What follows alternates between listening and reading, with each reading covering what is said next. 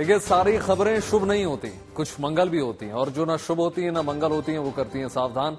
शुभ बताने, मंगल दिखाने और सावधान करने एक बार फिर से हाजिर हूं आपके साथ वैभव राज शुक्ला। और आज हम बात कर रहे हैं सीरिया की, जहां 50 साल से ज्यादा के बशर अल असद शासन का तख्ता पलट हो चुका है और हुकूमत अब विद्रोही गुट के लीडर यानी अबू मोहब्बत अल जुलानी के हाथ में है। और बशर अल असद को रूस ने पनाह दे दी है। इस्लामिक समूह हयात तहरीर अल शाम यानी HTS की अगुवाई में विद्रोही गुट ने दमिश्क पर कब्जा करके असद सरकार को तख्ता पलट कर दिया है। और अब सीरिया की राजधानी दमिश्क समेत तमाम बड़े शहरों पर हयात तहरीर अल शाम के नेतृत्व वाले विद्रोही गुट का कब्जा है। लेकिन अब सवाल यह उठता है कि क्या सीरिया कई हिस्सों में बंटने जा रहा है? क्या इजराइल और तुर्की मौका देखकर सीरिया के कई टुकड़े कर सकते हैं, या फिर सीरिया में ही मौजूद कई विद्रोही गुटों के बीच टकराव से देश कट जाएगा? क्योंकि देखिए, ईरान ने आरोप यह लगाया है कि इस पूरी साजिश के पीछे तुर्की का हाथ है। वहीं अब भी कई छोटे छोटे विद्रोही गुटों का कब्जा सीरिया के अलग अलग हिस्सों में है। सीरिया में बशर अल असद का दौर खत्म हुआ और हुकूमत विद्रोहियों के हाथ में आ गई।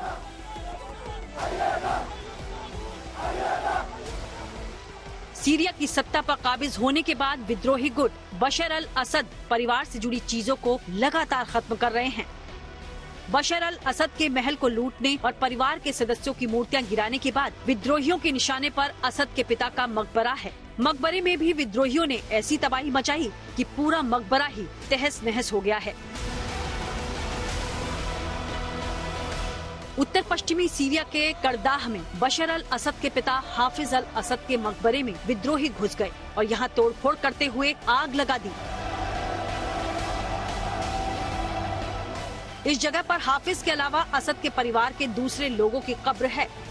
सीरिया में बशर अल असद की सरकार का तख्ता पलट हुआ, विद्रोहियों की जीत हुई। और अब ऐसे में सवाल उठता है कि क्या सीरिया कई हिस्सों में बंटने जा रहा है? क्या इजराइल और तुर्की मौका देखकर सीरिया के कई टुकड़े कर सकते हैं, या फिर सीरिया में ही मौजूद कई विद्रोही गुटों के बीच टकराव से देश बंट जाएगा?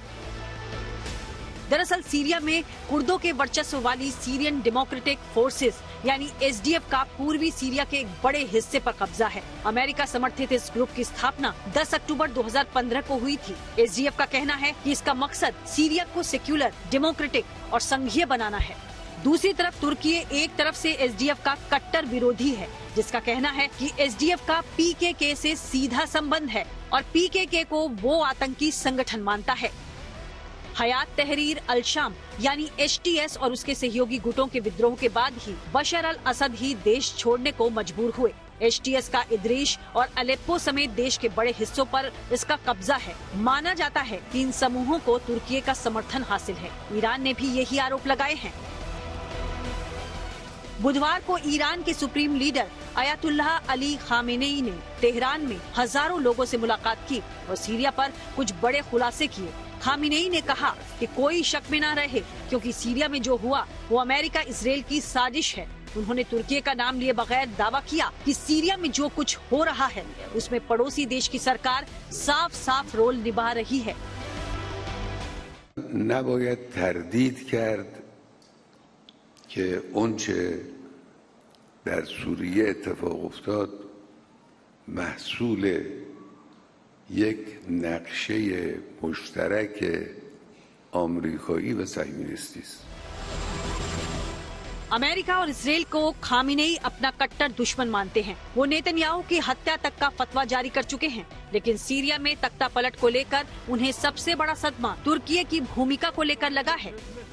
ईरान ने बशर का हाथ थामे बैठे अर्दोगन की ये तस्वीर जारी की, जिसमें दोनों की पत्नियां भी हैं। लेकिन इसके साथ खामेनेई का ये बयान भी जारी किया, जिसमें उन्होंने कहा कि दुश्मन पर कभी भरोसा मत करना, क्योंकि उसके चेहरे पर मुस्कान होती है लेकिन वो पीछे छुरा छिपाए रहता है।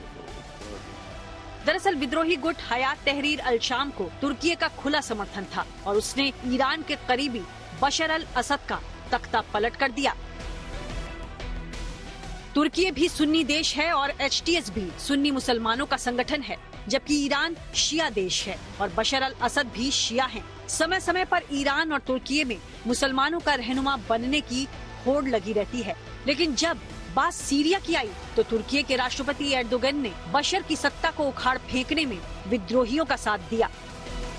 इसमें कोई शक नहीं कि बशर अल असद के देश छोड़कर भाग खड़े होने के बाद तुर्की का सीरिया में प्रभाव बढ़ गया है।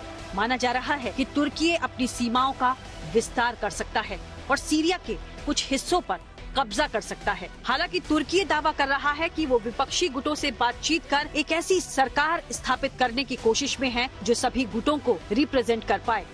तुर्की के इस बढ़ते प्रभाव के दरमियान इजरायल ने सीरिया के सैन्य ठिकानों पर हमला कर दिया है। सिर्फ हवाई हमले ही नहीं बल्कि जमीनी स्तर पर भी इजरायली सेना सीरिया के सीमा के भीतर घुस गई।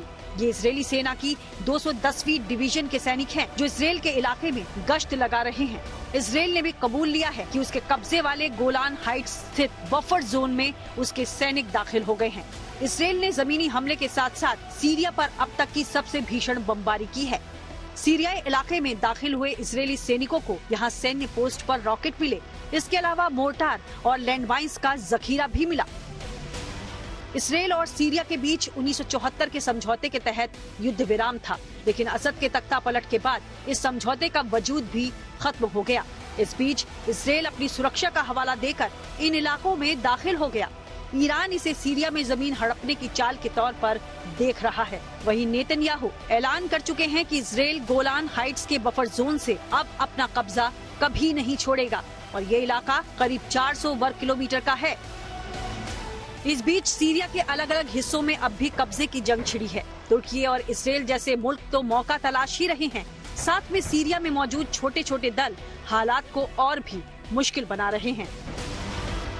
पश्चिमी सीरिया के तटवर्ती क्षेत्रों में बशर अल असद समर्थित अलावायत फोर्सेस का कब्जा है। अलावायत फोर्सेस के ईरान, इराक और लेबनान के हिजबुल्लाह ग्रुप से भी मजबूत संबंध है। इन इलाकों को वैसे भी असद समर्थित गुटों का मजबूत गढ़ कहा जा सकता है। उत्तरी सीरिया में सीरियन नेशनल आर्मी का दबदबा है। ये तुर्की का समर्थित विद्रोही समूह है। ये गुट 2011 के विद्रोह के बाद असद की सेना से अलग हो गया था, जिसका बशर अल असद के सुरक्षा बलों के खिलाफ उत्तर पश्चिमी सीरिया में देश के बड़े हिस्से पर कब्जा है। जाहिर है एक तरफ सीरिया के हालात संजीदा हैं, तो दूसरी तरफ उस पर कब्जे की जंग अभी भी चल रही है। इतना तो तय है कि सीरिया के लिए आगे की राह आसान नहीं रहेगी, क्योंकि तुर्की और इजरायल के अलावा छोटे छोटे बगावती धड़े भी सिर उठा सकते हैं। ऐसे में माना जा रहा है कि असद के देश छोड़ने के बाद सीरिया बिखर सकता है। Bureau report, good news today.